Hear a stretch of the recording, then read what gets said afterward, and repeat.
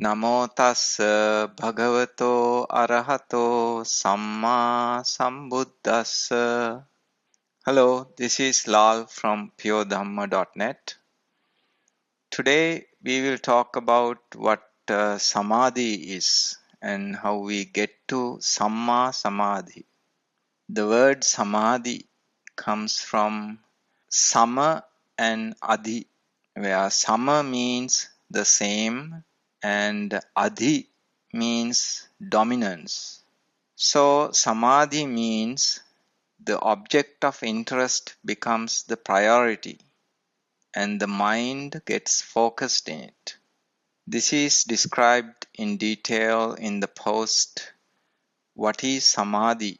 3 kinds of mindfulness. And this is the first link given in this post. You can read more details there. So therefore there are infinite number of samadhi or of different types. For example, a surgeon doing an extremely complicated surgery really gets into it. He or she can be fully engaged in that operation for many hours without even taking a break. Or a scientist thinking about a new concept would lose any sense of the outside world for hours at a time while thinking about it. Even a master thief planning a grand robbery will get into a Michcha Samadhi and will make very methodical plans for that robbery. Or a student who is really comprehending a new concept being explained by a good teacher is also likely to be in Samadhi as well. So there are an infinite number of possible Samadhi of different types.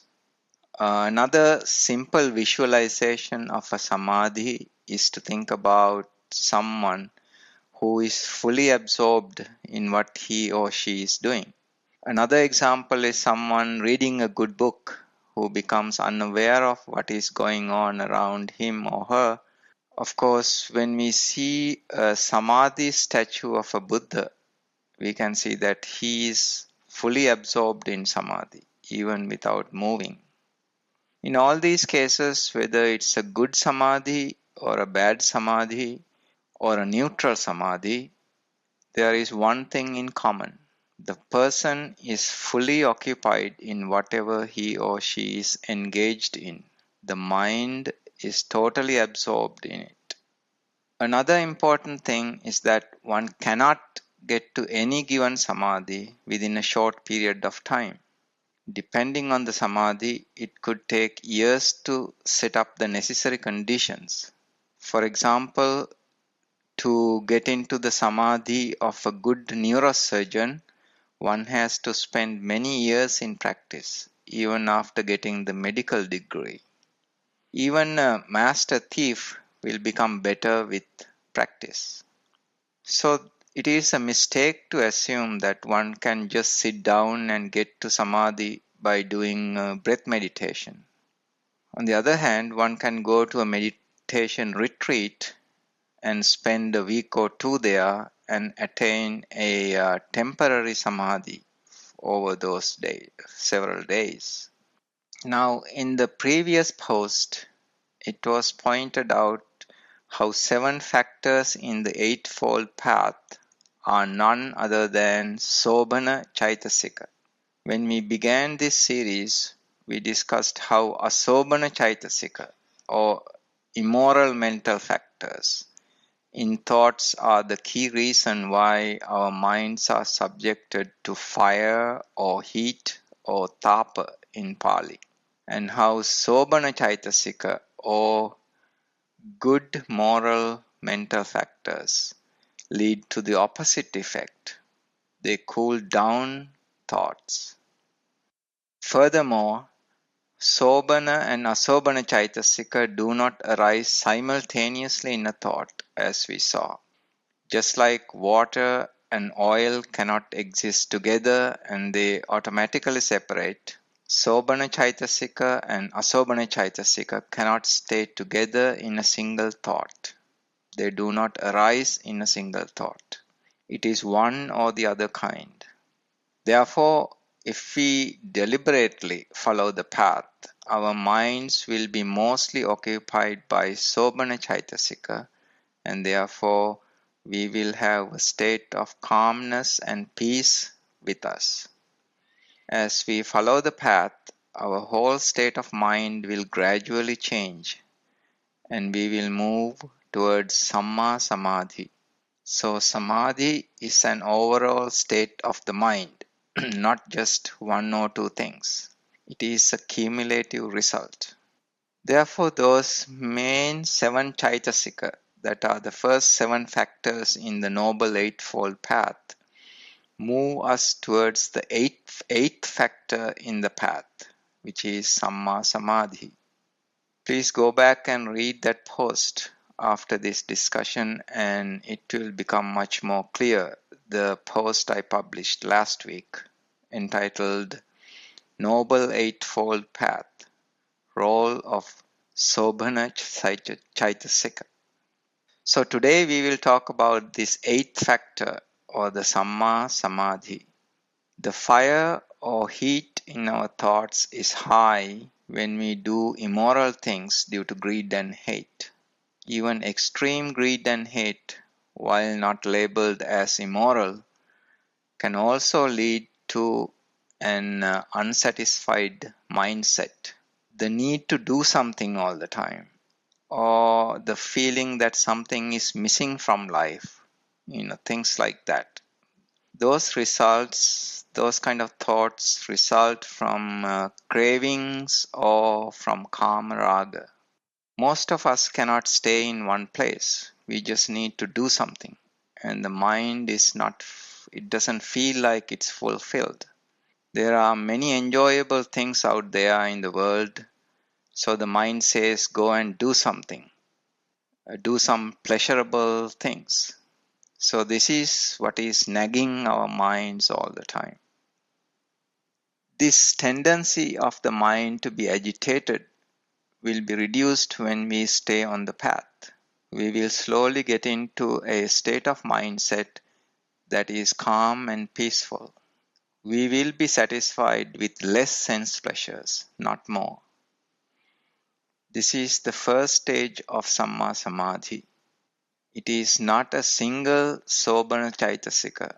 Rather, it is the result of the cultivation of all Sobhana Chaitasika, including the main seven that are in the Noble Eightfold Path. Now, in Buddha Dhamma, there are two types of good Samadhi or Samma Samadhi. A given person first gets to mundane Samma Samadhi by following the mundane Noble Eightfold Path. This can be also called Niramisa Sukha in its early stages. As the Niramisa Sukha and the mundane Samma Samadhi grows, one will be able to keep the mind on Dhamma concepts for longer and longer. At some point, one will be able to start comprehending the Tilakkana or the three characteristics of nature, and then one transitions to the transcendental or the Lokottara Samma Samadhi. Of course, there is Miccha Samadhi too, like that of the master thief that we mentioned earlier. The three types of Samadhi are discussed in the post What is Samadhi? Three kinds of mindfulness and three kinds of Ditti, Eightfold Paths and Samadhi. I will give that will be the second link in this post. Either kind of Samma Samadhi cannot be attained without changing one's behavior. This is why the sequence Sila, Samadhi, Panya. It is important to lead a moral life, which is called Sila, in order to be able to get to either the mundane or the Arya Samma Samadhi. We remember that Kusala comes from the prefix ku for defilements or immoral things, and Sala means getting rid of those things. So Kusala means getting rid of immoral things. Therefore, kusala sila means the way of life compatible with getting rid of immoral things and thoughts. Now, sila, the word sila comes from si means cooled and laya means heart. Therefore, sila or moral conduct itself leads to cooling down, which is the same as sama plus adhi, or moving towards sama, which is cooling down, or nibbana in this case, in the case of samma samadhi. Therefore, kusala sila leads to cooling down. On the other hand, moving towards miccha samadhi is also called dusil in Pali or dussila in Sinhala. We remember that the prefix du means bad, so living an immoral life or engaging in immoral actions by the body, speech, or the mind will lead to miccha samadhi. In extreme cases, such miccha samadhi can also lead to an apparent calming down. For example, we have read about people who murder many people while maintaining a calm composure. They are really absorbed in miccha samadhi. Of course, one cannot get to jhana or meditative states with miccha samadhi. Miccha samadhi or leaning to immorality arises due to miccha ditthi or wrong visions about this world.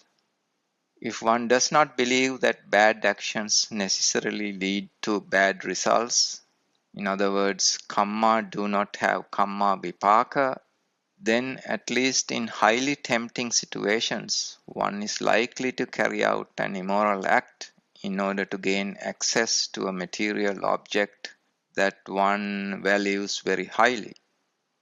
This is why miccha ditthi is so important to comprehend. Just like Samma Ditti leads to Samma Vacha, Samma Kammanta, Samma Ajiva, Miccha Ditti will lead to Miccha Sankappa, Miccha Vacha, and Miccha Kammanta and Miccha Ajiva. In English, wrong vision about this world will automatically lead to immoral thoughts, immoral speech, immoral deeds, and an immoral way of life. We talked about how immoral thoughts arise automatically in a defiled mind. It is described in the post how kilesa or asobana chaitasika are incorporated into our thoughts. But when one is being mindful, one could make sure to counter any immoral thoughts by stopping them willfully generating moral thoughts. So this is another name for Samma Sankappa or Samma Sankalpa. Sankappa or Sankalpa are thoughts that one willfully generates in one's mind without saying out loud. As we discussed in the previous Dēsanas, these are called Vachi Sankara. They are willful, not like Mano Sankara, which are automatic. These Vachi Sankhara are willful, but they do not entail moving body parts. We don't even have to move our lips or tongue to get the speech out. It's all in one's mind, but it's all willful, done with conscious thoughts. So one really needs to comprehend the difference between Mano Sankhara, which are automatic and arise due to our inherent gati, and the Vachi Sankara, which we have control over. So this is why Samma Sankappa comes before Samma Vacha and Samma Kammanta. Before we speak or do something, we think about it. One needs to think about what to say and what to do first, instead of just going with whatever comes to the mind. So it is always good to pause and think when one gets an urge to do or say something on an impulse. Therefore, instead of just automatically letting those initial thoughts to lead to immoral speech or immoral actions, which are called miccha vacha and miccha kammanta, one can correct oneself to engage in samma sankappa first, leading to samma vacha and samma kammanta. This is a critical point to think about. That is how one practices satipatthana or anapana, as we discussed before. This will not only lead to a moral life that is conducive to a peaceful mind with less stress, but also will lead to another important effect. One's panya or one's wisdom will grow. Note that panya is spelled P-A-N-N-A. It is pronounced panya. Now the brain will rewire to accommodate the new way of carefully examining the situation before acting. The more you practice samma sankappa, the brain will adjust itself. It will rewire itself. This is also discussed in another post, and I will give the reference to that too. So engaging willfully in samma sankappa will gradually lead to samma samadhi or a calm state of mind, and will help reduce pancha nivarana that we also talked about. This means one will be able to grasp more deeper concepts on Dhamma, and also will slowly start removing miccha ditti. One will realize that cause and effect must be true. This is another way of saying that karma lead to karma vipaka, that things do not and cannot happen without causes, which also means that one's actions, speech, and thoughts will have effects. This is why one needs to be careful about one's actions, speech, and also thoughts. Now, if we think about Samma Sankalpa, Samma Vacha, Samma Kammanta, Samma Vayama, and Samma Ajiva, these are what defines a moral life or Sila. It is important to make this connection. With practice, Samma Sati or being mindful about the consequences will become part of Sila or moral conduct. It will be automatically employed before action or speech.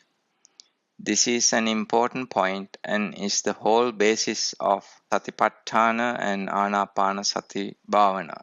Now these factors of Sila will lead to Samma Samadhi, and Samadhi in turn will calm down the mind, reduce Pancha Nivarana, and will help comprehend Dhamma concepts. This will in turn lead to Samma Ditti by getting rid of wrong visions or wrong perceptions about the world. This means cultivating one's panya or wisdom. Now we can see how the Eightfold Path encompasses Sila, Samadhi, and Panya. Therefore, we can say that Sila leads to Panya via Samadhi. This is an important point. With enhanced Panya, one will be engaged in more Sila with knowledge and will get into Samadhi easily. So the whole process becomes a loop. It keeps on improving all three factors of Sila, Samadhi, and Panya. So in other words, Panya or wisdom will make one a more moral person. When one sees the benefits of this process, one will make an extra effort to be mindful and to correct any mistakes. This is Samma Vayama or correct effort. This will enhance one's mindfulness, which is Samma Sati. One will be doing Satipatthana and Anapana, leading to Samma Sati, which in turn will lead to more Samma Samadhi. So we can see that the mundane Eightfold Path is automatically followed when one starts a moral life and try to be mindful of immoral thoughts that arise due to one's immoral gati. When one follows this path, one's immoral gati will be reduced and moral gati will grow with time. However, it is also essential to keep learning Dhamma concepts that will help getting rid of remaining Micchaditti. This whole process is slow in the beginning but will pick up steam with time. This is because it is a self-enhancing process that accelerates with time. For example, it is hard to push a stalled car initially, but once the car starts moving, it becomes easier. This process is like that too. When one cultivates mundane samma samadhi, Panya or wisdom will grow to the extent that one will be able to grasp the three characteristics of nature, anicca, dukkha, anatta. Then one will start cultivating the Arya Samma Samadhi, leading to higher levels of Panya. So it is a step-by-step process. In the first Dēsana in this series, entitled Starting on the Path Even Without Belief in Rebirth, I discussed two types of suffering. The first type of suffering is the incessant distress of the mind experienced in this life. And the second type of suffering is associated with the rebirth process, when one is reborn in the apayas or the four lowest realms. Here we are only focusing on the first type of suffering. The key to release from this first type of suffering is to get to mundane samma samadhi and to temporarily suppress this incessant distress, which sometimes can lead even to depression. Now, there is a second benefit from this, the release of this first type of suffering. When one gets to mundane samma samadhi, one can not only experience the niramisa sukha or the cooling down, one will also be able to comprehend deeper Dhamma concepts. In particular, one could be able to comprehend the three characteristics of nature. That will lead to the release from the second type of suffering associated with the rebirth process. So we will address that issue later.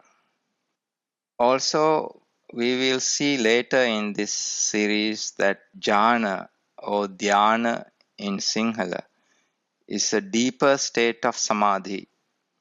One could get into anarya jhanas even while cultivating the mundane samma samadhi. But arya jhanas are possible only after attaining the sotapanna stage. That means after comprehending anicca, dukkha, anatta to some extent.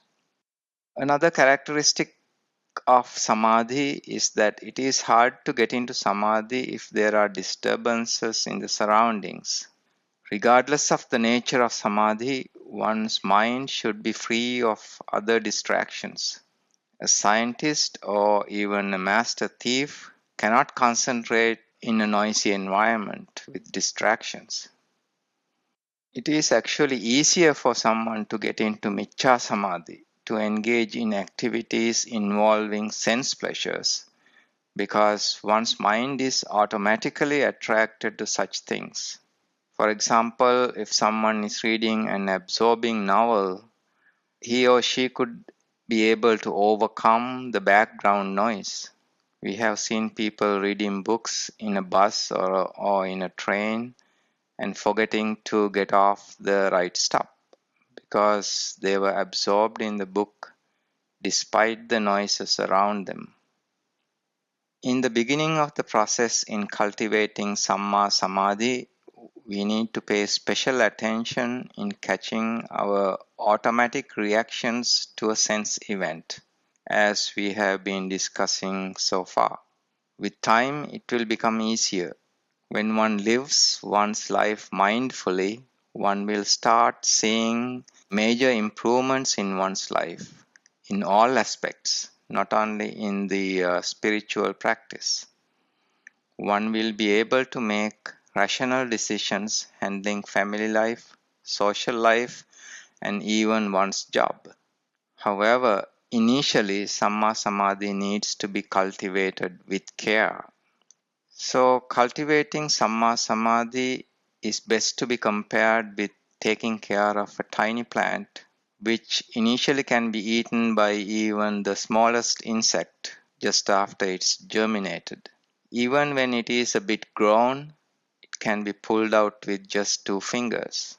And it may die if somebody does not provide water and nutrients and protect it from animals or birds. However, with proper care, it can grow to be a mighty tree. For example, once an oak tree is grown, starting from a tiny seed, it cannot be taken down even by an elephant. So, Samma Samadhi is like that too. It is easy to be disturbed initially. With Pancha Nivarana covering our minds, it is difficult to even keep the mind on a given thought object, even for a few minutes. But one can break this by listening to Dhamma or reading Dhamma, which will lead to Tadanga Pahana or lifting the Pancha Nivarana for a short time. When one keeps doing this, the mind will be able to stay focused for longer times, eventually for hours and days. We call this Vikambana Pahana, or suppressing the Pancha Nivarana for longer times. Eventually, one day, Pancha Nivarana will be lifted permanently when one attains the Sotapanna stage. You may want to re-listen to that Dēsana in the post suffering in this life role of mental impurities. Arya Samadhi can be thought of as that mighty oak tree. It cannot be disturbed by any outside disturbance. As I mentioned above, Sila or moral conduct is a requirement for Samma Samadhi, even mundane Samma Samadhi. So moral conduct can be compared to taking care of that tiny plant and providing it with nutrients. Moral conduct means staying away from those dasa akusala as much as possible. But it is important not to get discouraged if one makes mistakes. The key is to reduce such mistakes with time. The Buddha actually compared cultivating samadhi to cultivating a field. He said one cannot get a good harvest by wishing for a good harvest or making offerings to the gods. One needs to provide water and nutrients and provide protection from insects and birds and keep out the weeds. In the same way, one needs to cultivate Samma Samadhi by providing right conditions and keeping the defilements away. Here, right conditions can involve many things, including one's health as well as one's friends. A peace of mind requires compatible external conditions in addition to the right mindset. For example, if one has friends who are heavily into immoral actions, it is hard not to be influenced by them. If one lives in a bad environment, it is hard not to be worried about one's safety. If one is overweight, it is hard to avoid health problems and to lose precious time. Now, some things like the neighborhood that one lives in is hard to change quickly, but one can get rid of bad friends and try to live healthy, starting right away. One needs to always keep the mind focused on avoiding problems. When planning even a trip to the grocery store, one could make a list ahead of the time and avoid a return trip to buy the items that one forgot to buy in the first place. That is a waste of time and also adds stress.